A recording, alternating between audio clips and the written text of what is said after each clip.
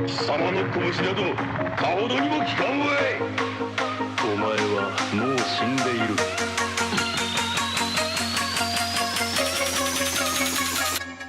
何？ It is I, your favorite overpowered protagonist in a land of make-believe. My name is Derek Bissell, and this is Anime Elixir. So, there I was rewatching Chivalry of a Failed Knight. If you watch much seasonal anime, you might remember it from a few years back when it was that season's sexy, magical battle high school anime, or as I have grown to call the genre, horny Potter. I enjoyed that the romance seemed pretty genuine in a genre that often feels like a Make-A-Wish Final Fantasy for self-inserts. The show gives you a reason to see why people could fall in love with someone beyond the needs of, well, the script said so. Now, some parts of the show are best left unsaid. It's extra tropey, and it knows that its audience wants a heaping spoonful of fan service, but it never goes so far as to make that spoon become a trough for the pigs that we are. The cast of ladies is varied to appeal to as many people as possible, but one would say that's more for marketing than actually trying to represent different types of women. But there is something that I had forgotten before going back to rewatch, and that is that Chivalry is like no other show before it. Most of these shows, from Asterisk War to Irregular at Magic High, Absolute Duo, The Eric Andre Show, Infinite Stratos, and Trinity 7, they're all harem anime. For listeners that are not familiar with this concept, imagine the main character being surrounded by love interests whom all fawn over him or her for different reasons. Main character Kun is not able to choose between them for a fear of losing out on all the others. It's unreasonable, unhelpful, uninspired, and most of all, insanely popular. But Chivalry of a Failed Knight doesn't do that. No, good day, sir. With a supporting cast of women aiming for his affection, our protagonist throws red pill garbage to the wind and declares his love for one woman, and she feels the same. And they start dating? And they even get engaged, and this is all before the first season even ends. This is a very big deal. You should be excited about this. This never happens. It's against anime law to have the potential for a harem and then to reject it. This is bigger than Drake playing Fortnite with literal ninjas. Why isn't this more common in the first place? Outside of a hyper-romance focused shows, we almost never get to see this kind of story choice. Why is romance such a hard thing for other anime to get down on? So, whether you're on your commute to work, chilling at home playing video games, or just enjoying this magic time that we get to spend together, I need you to get ready. Because we're talking about love. And I love live. No, wait. Now, don't get it twisted when I say that I'm talking about that doki doki sort of thing. Romance in anime might not always be done with a subtle hand, but it's almost always, there.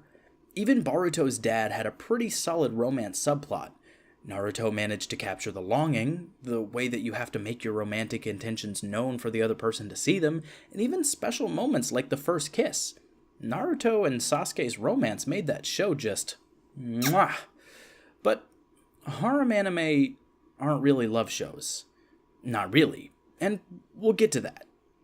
I got my start in anime with classics like Outlaw Star and Rurouni Kenshin, but it wasn't until I was 13 years old and YouTube was still only a few years young that I discovered other anime, the kind that I had to read subtitles to understand. And the first one I found uploaded was one called Negima. It was so different than anything I had watched before it. There were so many cute characters that I found myself having best girl arguments with myself long before I would do it with strangers online. The thing that hit me most was how different the characters were and how wild the show would become. There was something special about how all of the female characters were, but looking back on it, it was more of a shallow kind of special. They only had one or two unique characteristics and a design that appealed to my newly teenage brain. Man, I wanted so badly to be like Negi, someone who women would like and admire, so I watched other shows like it. The man who made Negima is Kin Akamatsu, who also made the OG harem anime Love Hina. Now, I have both of the first two volumes of that manga right next to me as I speak, and it gave me the same feeling as Negima, but without all the battling. a group of women who all loved this boring guy. Sad as it is, some people get by on whatever feelings of affection they can get, and if there's no love around you, you have to take it in wherever you can. But harem romances don't really give me the same feelings that more focused shows would. And I think that's because in a harem, we see one guy or woman and a cavalcade of other people vying for that affection. And in real life, those circumstances, well, they actually do happen. Not on a scale that we see in shows, but they do occur. Most of the time, we aren't the main character, though. We're just trying to get the attention of someone else. But so are a lot of other people. So keep this in the back of your head for a bit. What makes you so special? While you think about that, I want to take a break from the harem. We're going to focus on some good examples of romance anime. Like Citrus. I'm just kidding. Actually, Derek, I think if you had an intelligence quota like I do, you would see the relationship in Citrus is very deep.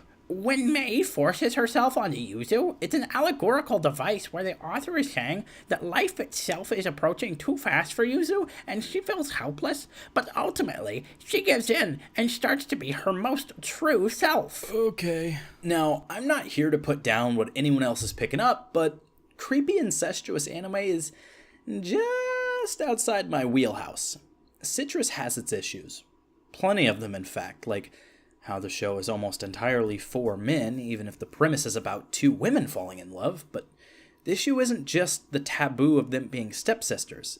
It goes off the rails into some dangerous areas. But Citrus wouldn't even be in my top 5 worst portrayals of romance in anime. School Days, Oremo, and even the big-time anime Death Note have it beat. But one that I have a particular grievance for is one that I see talked about quite a bit both online and in person. If you're expecting a hot take, you're not going to get one here because I'm talking about a show people should already know is problematic, and that is Mirai Nikki, also called Future Diary. To ignore the show's plot and focus on the romance aspect, main lady Yuno is a yandere, or crazy in love, but instead we see a woman so infatuated with the concept of main boy Yuki that she kills people who get near him. Those in the anime community know of how big of a pull her character has, but those listeners who don't know, well, she's one of the most popular female characters online. Maybe not recently, but it's not uncommon to see people talk about what a good waifu she is, how dedicated she is to her love. But that isn't love, it's psychosis. Please, don't date people who want to stab you. Moving on, let's stop focusing on the negatives. In recent years, we've been blessed with some amazingly complex examples of love in anime.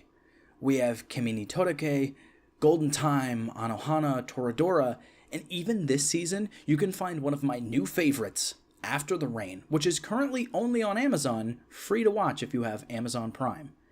If you're caught up on newer stuff, the older show His and Her Circumstances might be one of the best examples of what set the mold for today's newer romance shows. But for listeners who don't watch a lot of anime, I want to recommend the recent recovery of an MMO Junkie. With minor spoilers, I'd really like to tell you a little bit about it. You see, unlike a majority of the shows I just mentioned, or really anime in general for that matter, MMO Junkie doesn't take place with a young cast. Most of the characters are already out of high school. We see our main character Morioka living out as a NEET. This term is used to describe anyone who's not doing anything with their life. No job, no real friends to speak of, and no connection to the outside world. Except, she does do something with her time. She's recently 30 years old, and she spends a majority of her time on a massively multiplayer online role-playing game. She's worried that having no job and no future is how the rest of her life is going to play out, but she finds peace in the game and in her group of friends that play with her. The romance comes from her best friend in-game, who plays a female character, where our own certified best girl plays a male hero. All of the characters are adorable, and anyone who's played an MMO in the past will instantly fall for the relatable stories. The romance, or at least the possibility of it, comes from some serious aspects. Morioka's doubts about others come from inside herself. Likewise, she's so worried about what other people think because of how she thinks of herself. It wouldn't be a romance anime if there wasn't a lot of will they, won't they hijinks, but it never feels like you're being tugged along for no reason. You're on a ride, and the beauty of it is seeing the good parts of people like Morioka. She may hate herself in some ways, but as the outside observer, we can't help but root for her. And maybe that's the same for us. People might be cheering you on in the background, but you'll never know if you're caught up in your own thoughts. So please give it a watch. Next, I want to bring up an anime that I also discuss in the smaller episode called Sad Anime Challenges You, and That's Okay, which I'll link in the notes below. This anime is called Your Lie in April. First of all, if you haven't seen it, press pause, go watch it. I'll wait. Hey, don't just fast forward to the talkie bit again, I'm serious. It's even got a fantastic dub on Netflix for my more casual anime watching friends. Forgive me for the spoilers that are going to come from here on out. I gave you warnings. Your Lie in April is heartbreaking. I cried multiple times while watching it, during the start, the middle, and especially the end.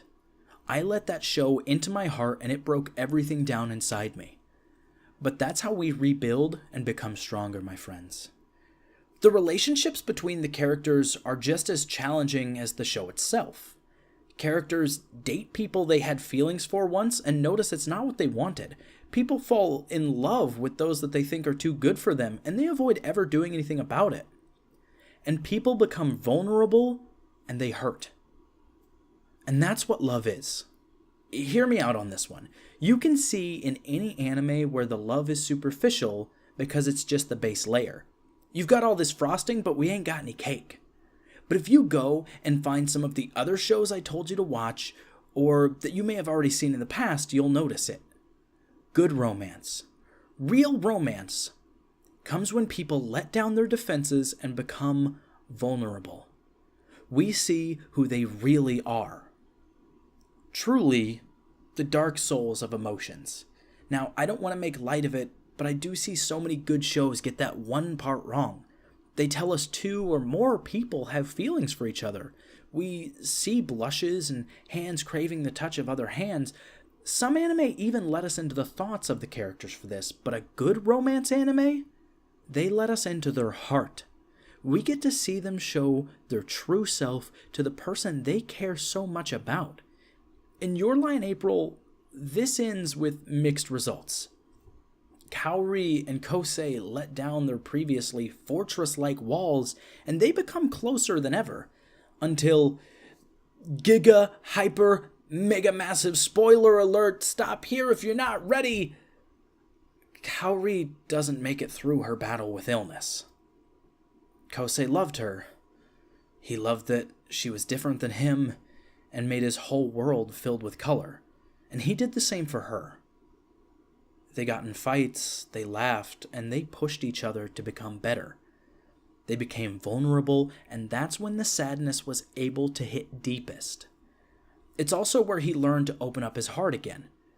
After years of being cut off from himself and the things he loved to do, the emotions that Kaori opened him up to gave him a life worth living again. And that's what sets good anime romance apart from bad ones. The relationship might not be ideal, but it is real. There is substance to it. Real love has complications, problems, issues you have to work through. It takes time to develop that and to see everything about it. One of my other all-time favorite anime, Toradora, did not start with Taiga and Ryuji, doing something lewd like holding hands. There were times where after they did start dating, things got hard. The reason their story sticks with me over most others is because that's what I and so many others identify with. Not everyone got their happy ending when they opened up like that. Taiga even tried to literally run away from her emotions. And this is a little something to take away. A lesson from the 2D world. Sometimes things are going to be difficult. You are going to question yourself and the relationship and everything you know about it, but that's okay. If the other person is worth it, you can find a way to fix things. Don't be afraid to be vulnerable with someone you care about. For clarification, I'm not talking about dating someone who's manipulative just because they're, cute or something. I'm saying that you have to put in the effort. And when things get hard, you have to find ways to work through it. And sometimes those things are going to be your fault. But if you deny that, or you take the opposite route and blame everything on yourself, it leads to the same outcome that you've been getting for years now. Nothing ever changes. Love as a whole is hard. No matter how many times people are going to tell you it should be easy, you are going to experience soaring highs and abysmal lows. Do you remember when I asked you what makes you so special? Did you think about that? It's okay if you didn't come up with a solid answer. That's what I'm here for anyway. In the harem battle anime that is your life, you are not the main character, because no one is. But you have something that makes you special nonetheless. You have the ability to change, to love, and to be loved. No matter how hard things are right now, you can always find a way to make things better. Not everyone makes the most of that chance. We just have the potential to take advantage of it when it comes. So remember that. When your glory day in the hot, hot sun comes around, you too can have that anime sort of love. But don't fret in the meantime, because it takes time. And to mess around with my main man Kamina's catchphrase, if you can't love yourself, you can love the me that loves you. And that's not all that's good on the horizon. 2 weeks from the release of this episode, I'll be at SoccerCon in Seattle. I'll be present all 3 days, and this microphone is made to be portable so we can record on the go. I'm going to make a big compilation episode for that, and if you have any requests for the piece, holla at your boy. Quick note before we peace out and see each other next time, you can send any questions to animeelixirpodcast@gmail.com. Also, I'd like for you to find me on Twitter at anime_elixir and tell me what your favorite harem and romance anime is and why are both answers Ouran High School Host Club. And that is all the elixir we have left in the bottle for this week. So long, and thanks for all the anime.